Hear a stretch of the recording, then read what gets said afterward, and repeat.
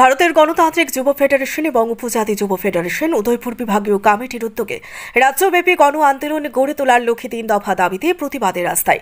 শনিবার Udaipur জামতলাস্থিত CPIM party অফিসের সামনে যুব মিছিলের মধ্য দিয়ে উদয়পুর শহর পথে পরিক্রমা করে। পরবর্তীতে যুব মিছিল শেষে সমাবেশ হয়।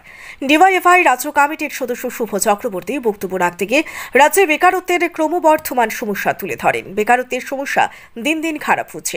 যুবক যুবতীরা অক্লান্তভাবে কাজ খুঁজছেন, কিন্তু মন্ত্রীরা সচিবালয়ে তাদের দপ্তর থেকে প্রতারণা করছেন। বিভিন্ন বিভাগ নিয়োগ বিজ্ঞপ্তি জারি করে শুধুমাত্র তাদের এবং বাতিল করার জন্য। পরন্তু ত্রিপুরা মাদকের কেন্দ্রস্থলে পরিণত হয়েছে। প্রশাসন এই হুমকির বিরুদ্ধে কঠোর ব্যবস্থা নিচ্ছে না।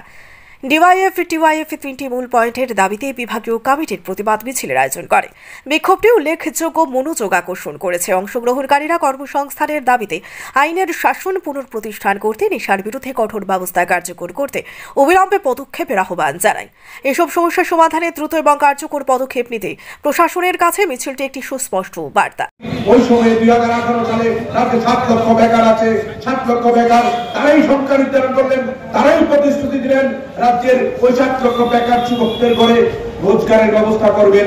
আজকে যখন এই জায়গার মধ্যে বিজেপি সরকার আমাদের রাজ্যে 18 সালের পর থেকে 7 বছর সরকার পরিচালনা করছেন, আমরা প্রত্যক্ষ করছি সেই জায়গার মধ্যে সরকার তার প্রতিশ্রুতির খেলাপ করছেন। রাজ্যের যুবকদের সঙ্গে প্রতারিত করছেন, রাজ্যের যুবকদের প্রতারিত করেছেন, রাজ্যের যুবকদের প্রতারণা করে এ রাজ্যের সরকার পরিচালিত হচ্ছে।